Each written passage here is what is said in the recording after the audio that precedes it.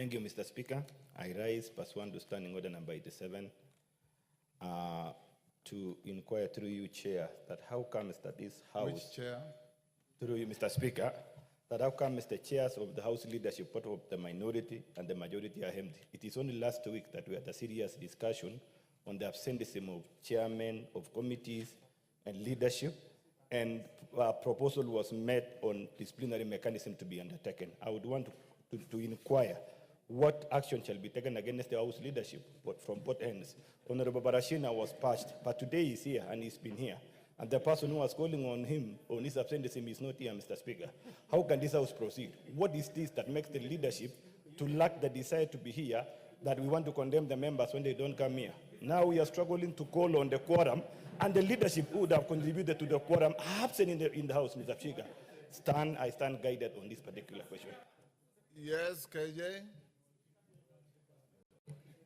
Mr. Speaker, I know the bashing of leadership and chairmen has become very popular. It is only a request from one of the chairs of committees that let this condemnation not be a blanket condemnation. There are chairs who are diligently, judicially, and faithfully ever in the House, including the Honorable Chair for the JLAC Committee, the Honorable Chair for Social Protection, yours truly, the Chair of Communication, Information and Innovation, the Chair, Wanjiko Mohia, for Integration.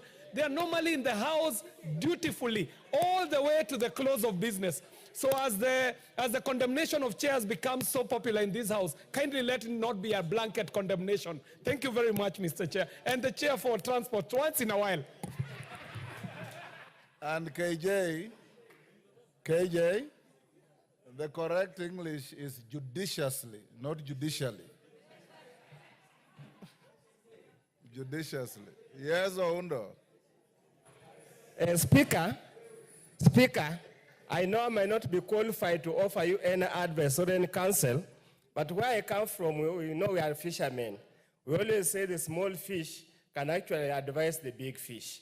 And we also say, Honorable Speaker, where we come from, that when you feed the guinea fowl, don't forget the chicken. The guinea fowl can fly away, the chicken will always remain. There are members in this House, Honorable Speaker, who come here at 2:15 and they leave at exactly 7 when the House rises. I confirm that you are one of them. And when the few people who come only to undertake national duties, when they are here, they are given first preference to talk, and those who toil and sit here and caring unflinchingly in order to give honor to the august House are ignored, and ignored badly. So I just wanted to, I know I don't deserve to advise you, but remember the saying that whatever you give the guinea fowl, do not deny the chicken. Thank you, Honorable Speaker. Honorable Undo, on the first, you are correct. On the second, you are wrong. No member is ignored. And if you are using yourself as an example, you have opportunities to speak here more than any average member. You speak more than any average member. Yes. Let's go on. For cases member, the leaders are your leaders. And in case you have any grievance, you tell them. You inform them that you are not happy. I used to see a rule in some office that read, rule number 1, the boss is always right. Rule number 2, in case of any doubt, refer to rule 1.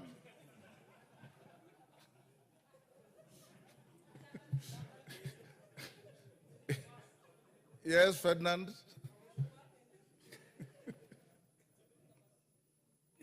No, I don't want to talk about that. Mr. Speaker, sir, I think that what my colleague has just mentioned is very, I'm always here. And it's very, very disappointing. We actually representative of the people.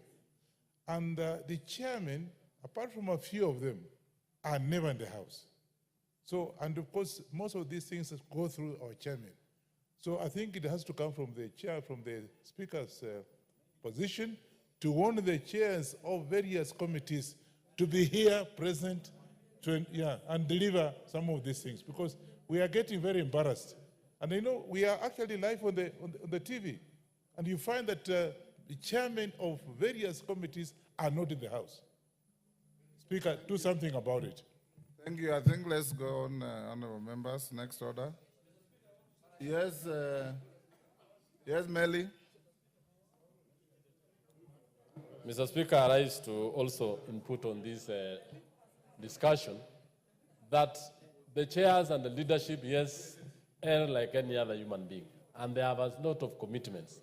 But the blanket condemnation that the chairs and the leadership are always absent is not true, because here we have so many chairs. I've seen chair agriculture, chair East Africa, and even the vice chairs. So I want to say that as much as there is need that we dedicate ourselves to the duties of the House, it isn't true that all of them are always out. And I think you gave an advice, Chair, Mr. Speaker, as a leader of this House, that we all need to commit ourselves to our representatives and to our duties of this republic. And that is what we always do. But the few who have actually made mistakes, we really need to bring them back and show them the need to be here every other time when the House rises, until, and when the House sits, until when it rises. Thank you, Mr. Speaker. Yes, Parashina.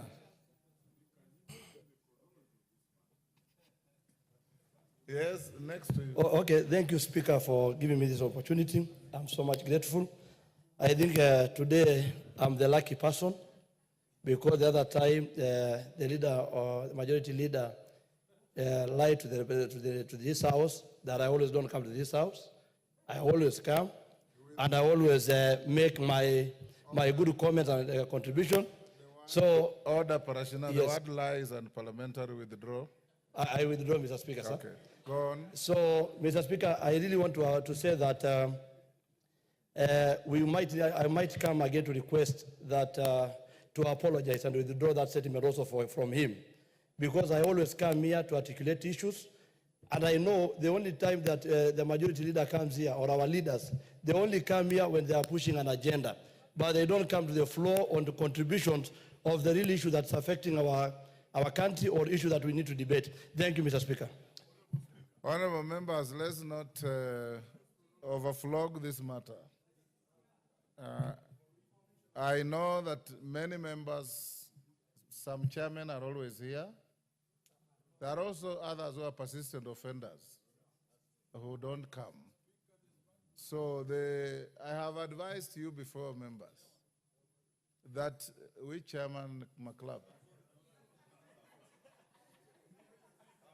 there is a chairman sitting next to you. I have advised you, members, and I want to advise you again.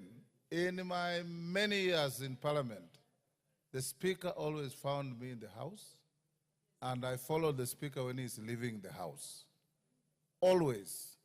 Just pick up that good habit, and this House will have no problem. You know, it is a great honor to sit in this House. Your right to speak on the floor of this House must be equal to your duty to listen to those who listen to you when you speak. Because what I've noticed is that members, as soon as they prosecute the agenda, they exit. You can't expect to be listened to if you don't listen to others. And that is what debate is all about. And if we can impress that, especially our colleagues, first-timers, you will go a long way. And out there, your voters watch.